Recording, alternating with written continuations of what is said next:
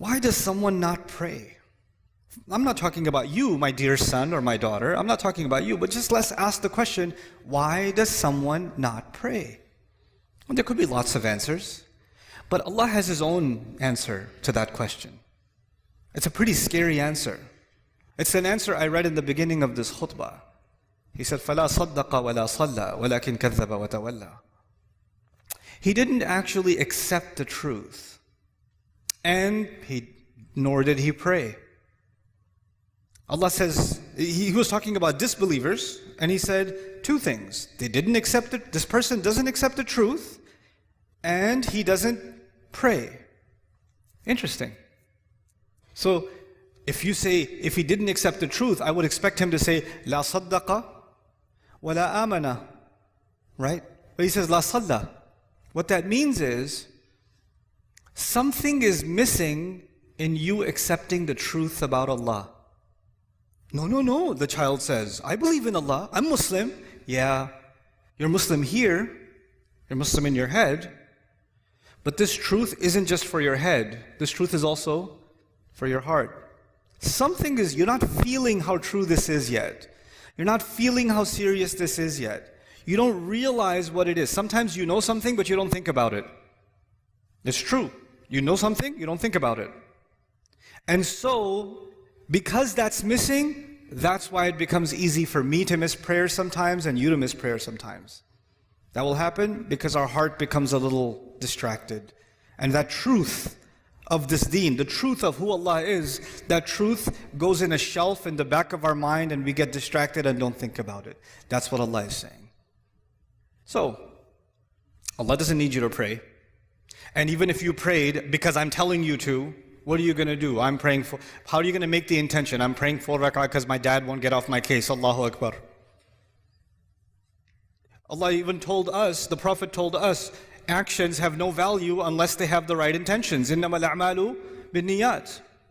Actions have no, so even if you did this action, but your intention was, I'm annoying, that's your intention, then it benefits me in no way, and it will benefit you in no way. The only one that can benefit from your actual sincere prayer is you.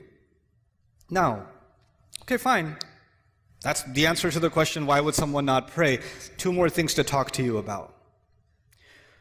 One of them is, what's the purpose of praying? Like, what's the point? Because you might think the purpose of praying is so you don't burn in hell. The purpose of prayer is because if you don't pray, Allah is going to hate you. The purpose of prayer is if you don't pray, you're just going to get punished. Or you won't even be a Muslim anymore.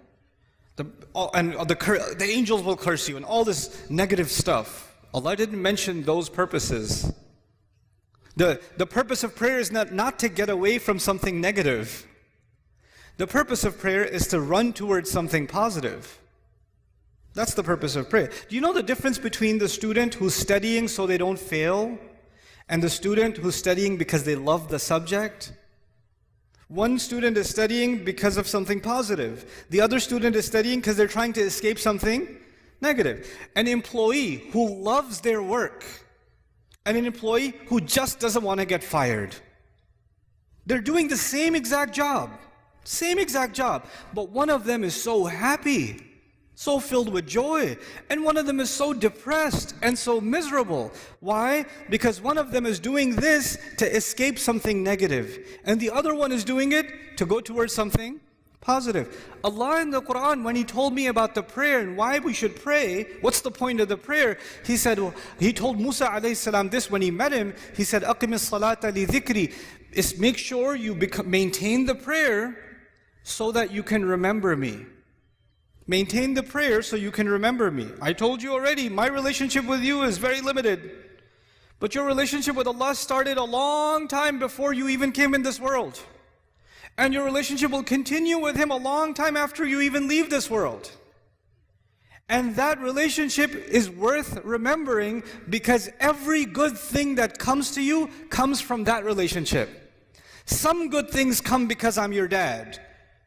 Some good things, but all the good things that come to you only come to you because of that relationship. So if you want all the positive things to stay in your life, you must remember where all of the khair comes from.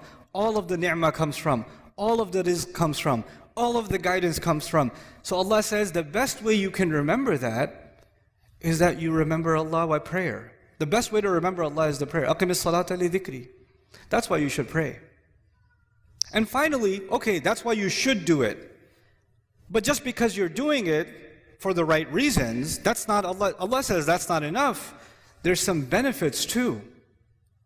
There's some good things will come your way when you truly remember Allah. When you truly remember Allah the way He wants you to. And the way He wants you to is these prayers. If you can do this, Allah says, إِنَّ الصَّلَاةَ تَنْهَى عَنِ الْفَحْشَاءِ وَالْمُنْكَرِ. And even in this ayah, وَلَذِكْرُ اللَّهِ أَكْبَرُ. He says prayer has the benefit of stopping you from falling into things that are indecent. Because indecency is all around you, and I, son, cannot stop you from being exposed to it. Indecency is on your device. Indecency is at your school. Indecency is among your friends. Indecency is at an Eid party when you're going to a corner talking to your friends. Indecency will be everywhere. And every time you go towards indecency, your heart will get damaged. And Allah says, if you can maintain this prayer, it will prevent you from falling into indecency.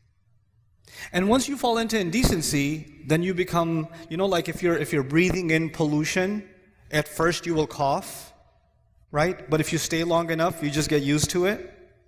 Well, indecency is like that. When you're taking it long enough, it's not that big of a deal anymore. You don't feel like protecting yourself from it anymore because your immune system has gotten corrupt, right? And then you're ready for even more toxic behavior, even worse things, wal munkar, even worse things that you can do. And this prayer will stop you from going down a negative path in your life. That's why you should pray. Now, these are the reasons you should pray, not because I'm telling you to pray. At the end of this whole journey, the decision is entirely yours. Because Allah might take me tomorrow. Allah might take me a year from now. And that relationship you and I have, even if we lived 100 years, we can't live longer than that. There's a time where this is going to end. But that relationship, if you really want to respect and honor that relationship, pray. That would be my advice to you.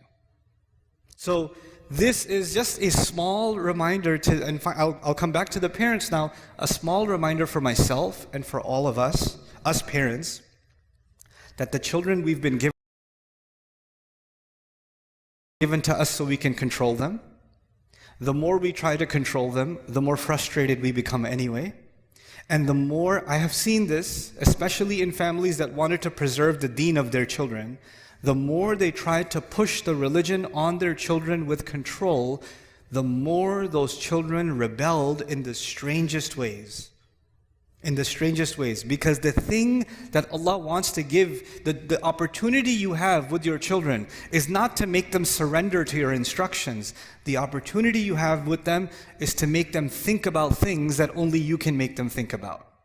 Make them love things only you can make them love. Your kid loves basketball because he sees you play basketball. He loves the PlayStation because he sees dad play the PlayStation. You can put a love in your child because of how you are. You can do that. And when you tell your kid, do your homework, your kid is not going to be 40 years old and say, I love homework. But your kid could be 40 years old and say, I love basketball. My dad used to play all the time, loved it. What you love gets transferred over. What you instruct gets rejected. That's your reality. Forget your children. That's your own reality. Some of the things you love about your dad are the things that were passed down by love. And some of the things you hate about your dad are the things that he tried to shove down your throat. That's the reality of everyone sitting here. I hope you guys enjoyed that video clip. My team and I have been working tirelessly to try to create as many resources for Muslims to give them first steps in understanding the Quran all the way to the point where they can have a deep, profound understanding of the Quran. We are students of the Quran ourselves, and we want you to be students of the Quran alongside us. Join us for this journey on bayinatv.com, where thousands of hours of work have already been put in. And don't be intimidated, it's step by step by step, so you can make learning the Quran a part of your lifestyle. There's lots of stuff available on YouTube, but it's all over the place. If you want an organized approach to studying the Quran beginning to end for yourself, your kids, your family, and even among peers, that would be the way to go. Sign up for bayinatv.com.